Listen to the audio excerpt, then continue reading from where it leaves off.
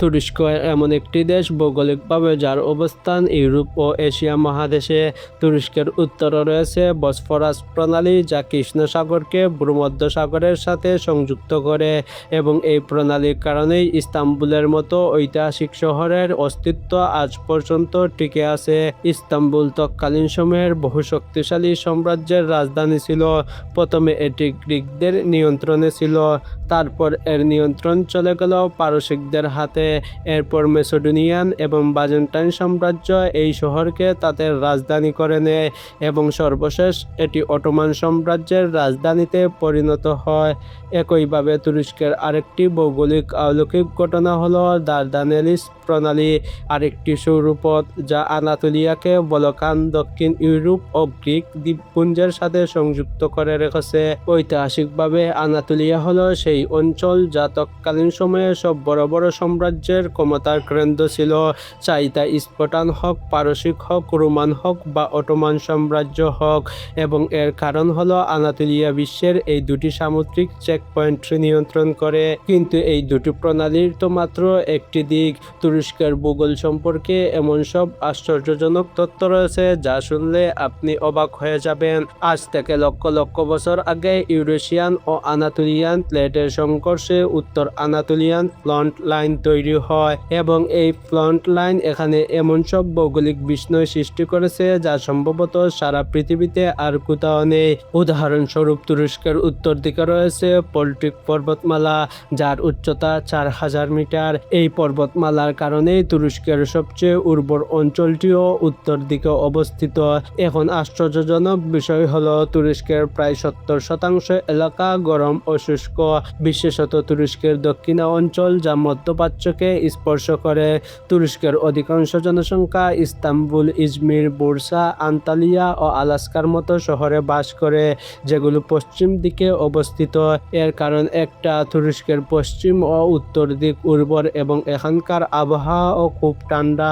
এই আবহাওয়া ও উর্বরতার কারণে কৃষ্ণ সাগরের জল যখন বাষ্পীভূত হয়ে মেঘ তৈরি করে এবং সেই মেঘ পল্টিক পর্বতমালার কাছে আসে, তখন সেগুলো 4000 মিটার উঁচু পাহাড় অতিক্রম করতে পারে না, যার কারণে উত্তর দিকে বৃষ্টিপাত হয়। অন্যদিকে আনাতোলিয়ার সবচেয়ে বড় সুবিধা হলো এটি দুটি সমুদ্রের সংস্পর্শে রয়েছে, উত্তর দিকে কৃষ্ণ সাগর এবং পশ্চিম দিকে ভূমধ্যসাগর। এই সমুদ্রগুলোর কারণে হাজার হাজার বছর ধরে আনাতোলিয়া বিশ্বের সমস্ত বাজারের প্রবেশাধিকার নিয়ন্ত্রণ করতেছে। ষষ্ঠ শতাব্দীতে এই অঞ্চল পারসিক সাম্রাজ্যের অর্থনৈতিক কেন্দ্র ছিল, তাই দেখা যায় যে এটি সবসময় বড় বড় সাম্রাজ্যের অর্থনৈতিক সদর দপ্তর ছিল। এমনকি আলেকজান্ডার যখন পারসিক সাম্রাজ্য আক্রমণ করেছিলেন, তখন তিনি প্রথমে আনাতোলিয়া দখল করেছিলেন, এবং এই দখলের মাত্র 8 বছরের মধ্যেই মহান পারসিক সাম্রাজ্য ধ্বংস হয়ে গিয়েছিল। একইভাবে অটোমান সাম্রাজ্যের জন্য আনাতোলিয়া অত্যন্ত গুরুত্বপূর্ণ ছিল, কারণ এটি এশিয়া ও ইউরোপের সেতু ছিল, এবং ইউরোপে পৌঁছানোর জন্য তাদের যে কোনো পরিস্থিতিতেই এই বসফরাস প্রণালী নিয়ন্ত্রণের প্রয়োজন ছিল।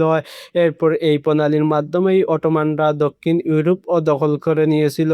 একইভাবে আনাতোলিয়া সিল্ক রোডের সবচেয়ে গুরুত্বপূর্ণ অঞ্চল ছিল, কারণ চীন, মধ্য এশিয়া ও দক্ষিণ এশিয়া থেকে আসা সমস্ত পণ্য আনাতোলিয়ার মধ্য দিয়ে ইউরোপে যেত। তাই সেই যুগে প্রতিটি সাম্রাজ্য যেন চাইতো ইস্তাম্বুলের নিয়ন্ত্রণ তাদের হাতে থাকুক। অর্থাৎ তুরস্কের ভূগোল সবসময় বিশ্বের মহাশক্তিগুলোর কাছে অত্যন্ত আকর্ষণীয় ছিল। এই অনন্য ভূগোলের আরেকটি উদাহরণ হলো তুরস্কের টুরাস পর্বতমালা। এই পাহাড়গুলো সবসময় আনাতোলিয়াকে একটি প্রাকৃতিক সুরক্ষা দিয়ে এসেছে। ত্রয়োদশ শতাব্দীতে সমগ্র এশিয়ায় মঙ্গলদের রাজত্ব ছিল, এবং তারা আজারবাইজান ও ইরান দখল করতে করতে আনাতোলিয়ার সীমান্তে পৌঁছে গিয়েছিল।